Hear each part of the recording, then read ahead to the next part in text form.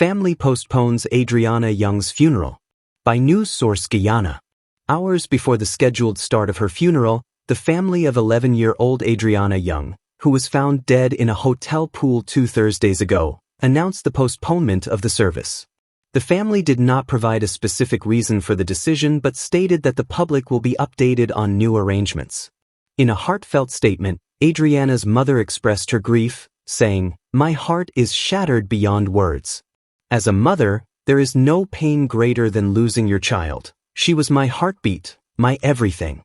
My precious Adriana was the light of our lives, and in this unbearable moment, we are clinging to the love she gave so freely and the memories that will live with us forever." The grieving mother thanked those who have supported the family during this difficult time. "I want to take this moment, through my tears and brokenness, to thank each and every one of you near and far who have stood with our family during this impossible time. The support you have shown us, messages, prayers, hugs, and tears shared, has held us up when we thought we couldn't stand. I felt the arms of this nation around me, and I am so deeply grateful." She explained that the family needed space and clarity as they grieve, leading to the painful decision to postpone Adriana's funeral.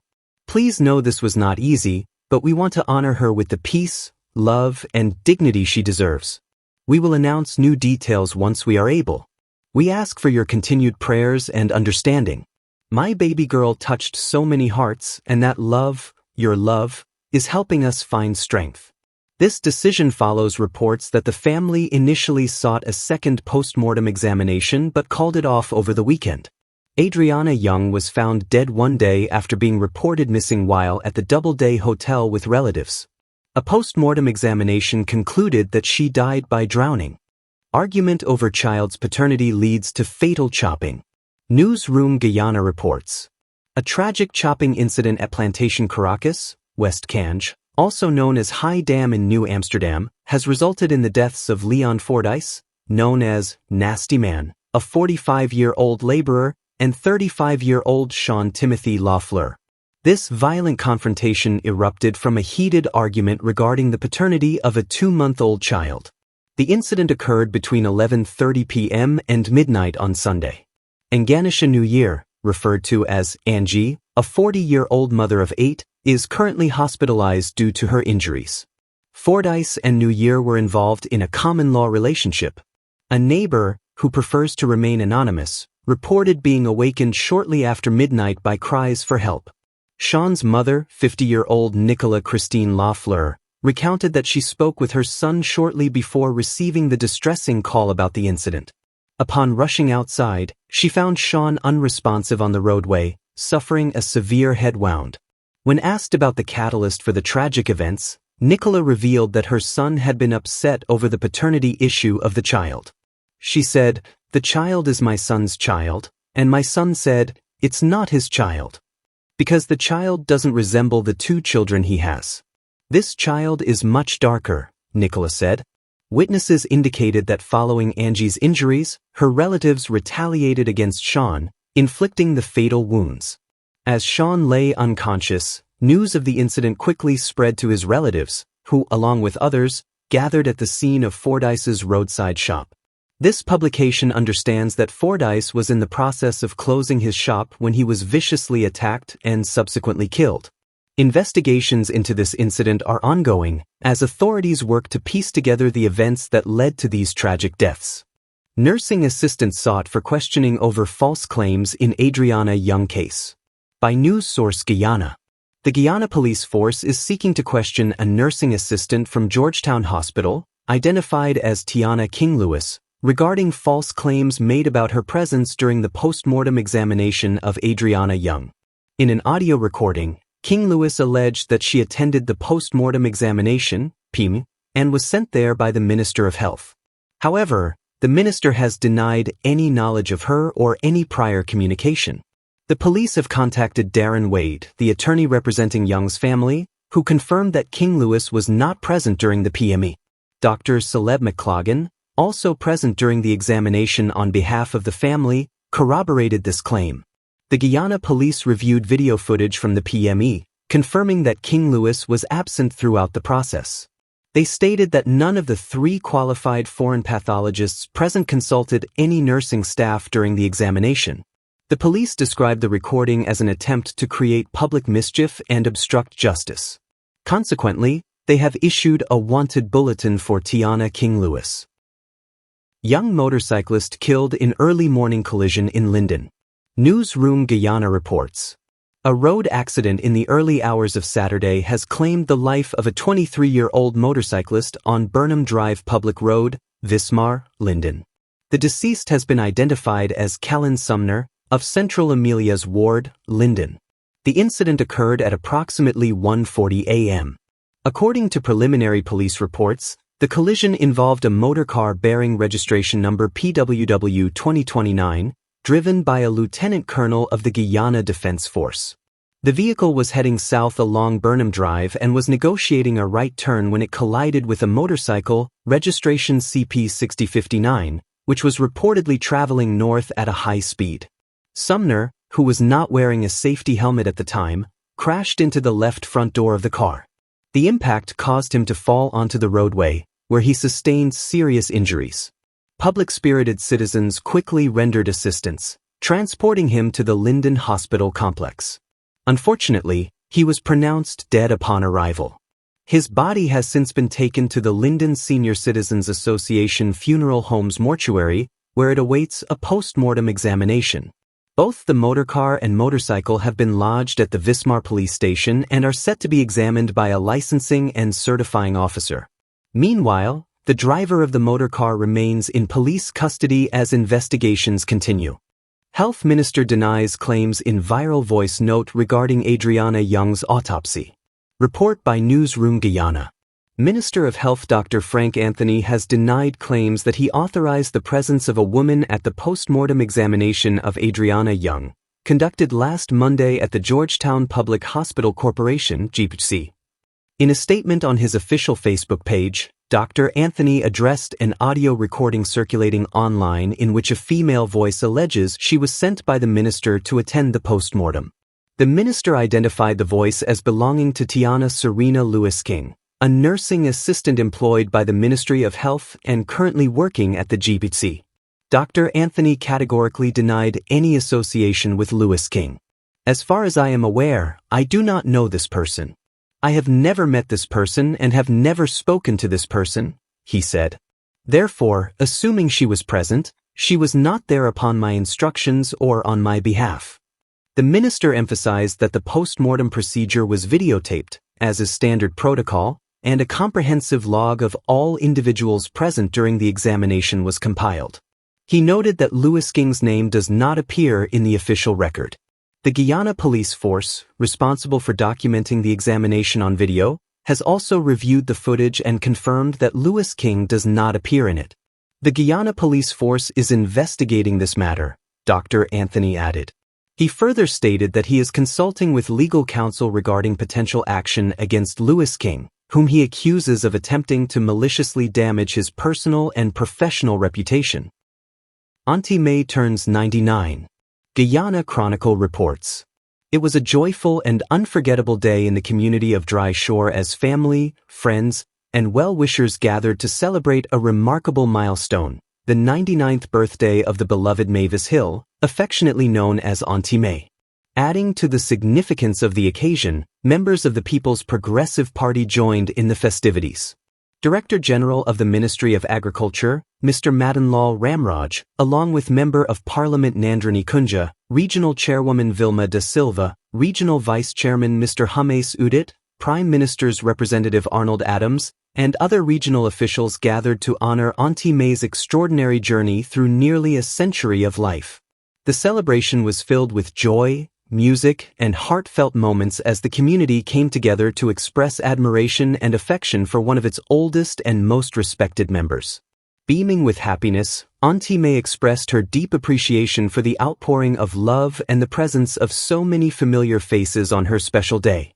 Her 99 years are a testament to a life rich in wisdom, kindness, and enduring community spirit. It was truly a day to remember, celebrating a cherished matriarch whose legacy continues to inspire. In recognition of this incredible milestone, President Dr. Irfan Ali extended heartfelt birthday wishes to Auntie May, honoring her as a symbol of strength and grace in Guyana's vibrant cultural fabric. Man acquitted in 2020 New Market Street murder case. Guyana Times reports. Georgetown resident Sean Small has been found not guilty by a 12-member jury in the 2020 murder case of 43-year-old Barrett Das. The verdict, delivered on Friday at the Demerara High Court, marks the conclusion of a lengthy legal process surrounding an incident that garnered significant public attention. In April of this year, Small appeared before Justice Joe and Barlow, where he was formally indicted on a murder charge. Represented by defense attorney Kiswana Jefford, he entered a plea of not guilty during his arraignment. The trial, which spanned several days, culminated in Friday's verdict that cleared him of all charges. Sean Small, in his late 20s, had most recently resided on Dandrade Street, Newtown Kitty, Georgetown. He faced a felony murder charge related to a robbery that allegedly took place on November 5, 2020, along New Market Street. During this incident, Barrett Das, the victim, reportedly sustained multiple stab wounds. Accounts indicate that Small had been with Das and others at the victim's workplace. After some time, the group departed, but Small allegedly returned and attacked Das, delivering several blows to his head before leaving with Das' mobile phone and a sum of cash. Das was discovered in a severely injured state by his son, who rushed him to the Georgetown Public Hospital Corporation (GPC). Despite efforts to save him, Das succumbed to his injuries on November 11, 6 days after the attack. Following a police investigation, Sean Small was arrested and charged with the capital offense. With the jury's decision, he has now been acquitted of all charges related to the case.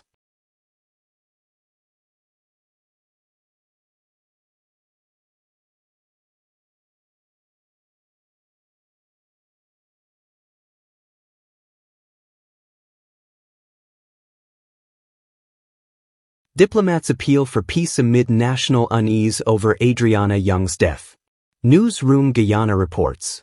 4 Western diplomats have issued public appeals for calm and unity in Guyana following the tragic death of 11-year-old Adriana Young. The funeral, originally scheduled for Monday, has been postponed amid growing concerns about potential unrest. In a series of similarly worded statements released on social media, the diplomats urged Guyanese citizens to express their grief and frustration through peaceful and lawful means. United States Ambassador to Guyana, Nicole Theriault, was the first to issue a statement. I express my heartfelt condolences following the tragic death of Adriana Young and share my deep concern over the crisis and civil unrest that have occurred in Guyana. I encourage all citizens to remain calm and voice their concerns through nonviolent means and to adhere to the rule of law. Looting and destruction of property are harmful to all. I strongly urge all involved to commit to peace as the government works to resolve the situation. Ambassador Theriault reaffirmed the United States' ongoing commitment to supporting the people of Guyana, as well as the country's democratic values and long-term stability. Similar messages were echoed by British High Commissioner Jane Miller, Canadian High Commissioner Sebastian Seguin, and head of the European Union delegation to Guyana, Ambassador René Van Ness.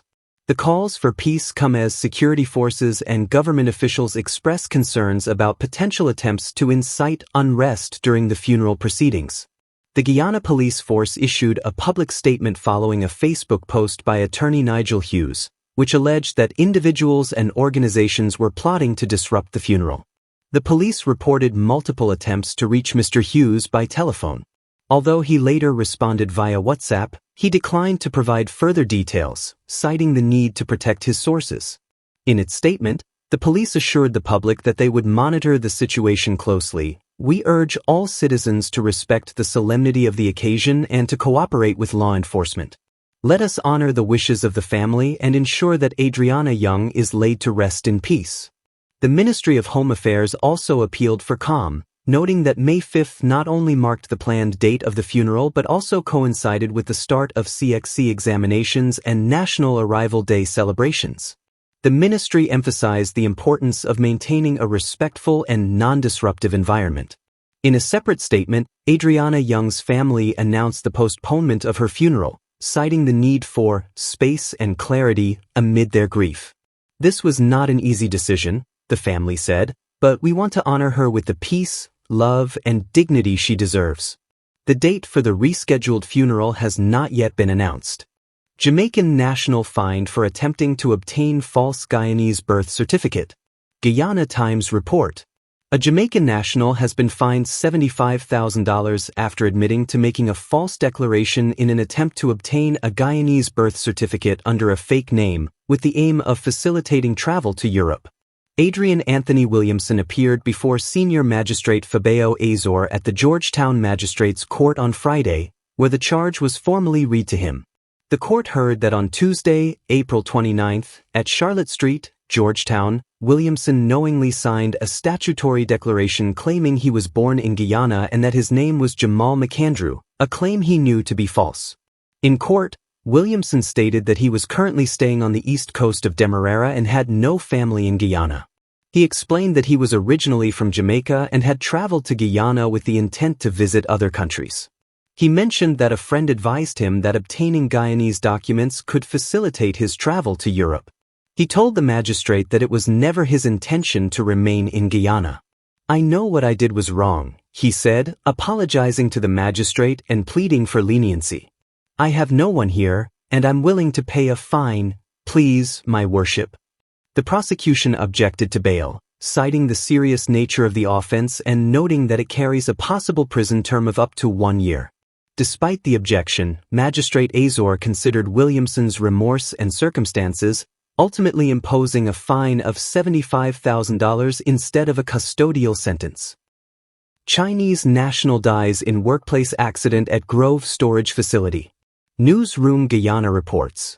The Ministry of Labor has launched a formal investigation following a tragic industrial accident that claimed the life of Chinese national Mr. Eddie Young late Saturday evening in Grove, East Bank, Demerara.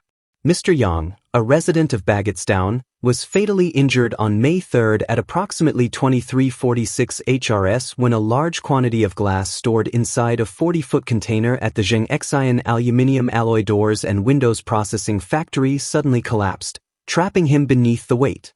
Initial reports indicate that coworkers at the Lot 26 Grove Public Road facility acted swiftly to free Mr. Young and rushed him to a nearby medical center, but he was unfortunately pronounced dead. The Ministry's Occupational Safety and Health (OSH) department has commenced an investigation into the circumstances surrounding the incident. Senior OSH Officer Mr. Darwin Bourne and OSH Officer Mr. Ray Hassana are leading the inquiry under the provisions of the Occupational Safety and Health Act, Chapter 99:06 of the Laws of Guyana.